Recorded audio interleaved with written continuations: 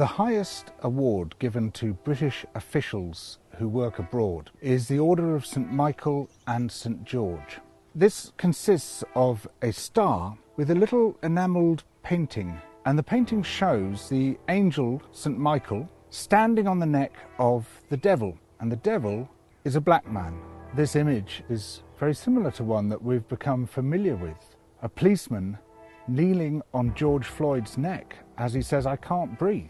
And the idea of standing or kneeling on the neck of a black man is deeply embedded in these notions of dominance, of white people over black people, the dominance of Western nations over other countries. Now, one of the recipients of this award was a man called Sir Evelyn Baring. Sir Evelyn Baring was the grandfather of someone called Mary Wakefield. Mary Wakefield is the wife of Dominic Cummings, Boris Johnson's chief advisor, a man who has done more to cover up the record of current events than anyone else in this government. Sir Evelyn Baring was governor of Kenya when Kenya was a colonial possession of the United Kingdoms. And while he was there in the 1950s, he instituted a system of concentration camps, which even his own Attorney General compared to those run by the Nazis. He drove into these concentration camps and fortified villages. Almost the entire population of the Kikuyu people, then numbering over 1 million people. Huge numbers died, some of them of starvation and disease. Many beaten to death, burnt to death, tortured to death. Repeatedly, men were castrated. In some camps, almost the entire population of children died. And until the Mau Mau are destroyed, the innocent too must suffer. It was Evelyn Baring who oversaw the creation of this system. Sir Evelyn Baring, upon whom rests the main responsibility of the campaign.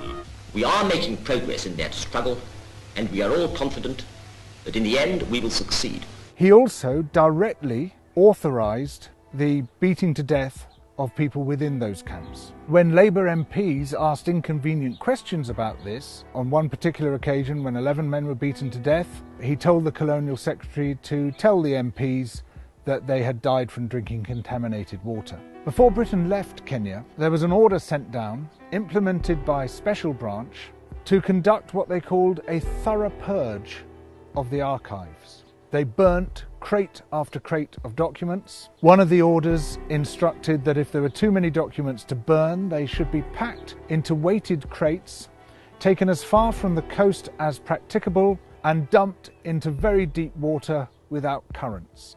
They erased not only the evidence of what happened in Kenya, but much of what happened in Malaya. The British troops in Malaya, slowly but steadily, are smashing the Red's reign of terror, and they'll keep at it till the job's done. In Yemen, where Britain fought its dirty war, in Aden. We're going to be extremely firm and extremely mean. If anyone starts any trouble, they'll just get the head blown off. They'll get the message in time, you know. We remember all this in the context of Boris Johnson telling us that to pull down statues is to lie about our history. The entire history that we are told about British imperialism is a lie. We, as a nation, have a greater level of pride in our empire than any other European nation. People look back with nostalgia to Britain's imperial past. That's impossible to understand unless we understand the massive fabric of lies, of deletions, which has airbrushed the colonial atrocities practiced everywhere we went. Imperialism has long been justified through the notion that the white man had a duty to civilize the so-called other races. Racism is an ideology, and to a very large extent it was created by British theorists. You can take it back to the late 18th century and the work of a physician called Charles White, who was one of the people who formalized this idea that there's a sort of ladder of life, and the white man is at the top of that ladder, and below the white man on the ladder is the white woman, and below that were people with dark skin. That ideology remains with us today. It's that ideology which led to the policeman kneeling on the neck of George Floyd, institutional racism, to systemic racism, and a huge part of that ideology began here in the United Kingdom to justify our seizure of other people's resources and other people's lives. These relationships continue by other means, through our trade relationships today, which are often highly coercive, enforced by offshore tribunals of corporate lawyers, basically forcing countries to give up their natural resources, enforced by international debt, and what we see is a net drain of wealth from the poor nations into the rich nations. This wealth is not just being taken from other people in the world today, it's also being taken from future generations. The capacity of the earth to support us is being wrecked by those who are burning through the earth's resources as quickly as possible, who are destroying our life support systems. Environmental destruction, imperialism, racism, these are intimately connected.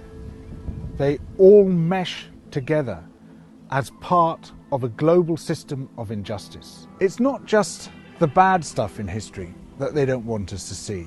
It's also the good stuff. The massive role of the slave revolts and rebellions, of the slaves themselves and the ex-slaves, who through their advocacy managed to generate a huge amount of outrage about the slave trade and what it involved. Similarly, the history of resistance and rebellion within these shores, a huge range of people's movements amongst the working classes, amongst the middle classes, trying to create a better, juster, more democratic nation, often hundreds of years before their visions came to fruition.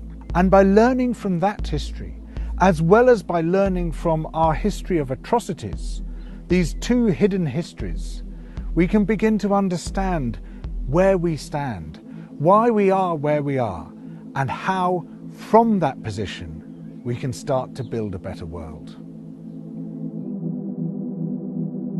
Double Down News brings the big issues together. It shows how they fit into the wider story, the story of where we are and how we got here, and the story of how we need to change, how we need to build a better world. So please support Double Down News through Patreon and allow this journalism to flourish.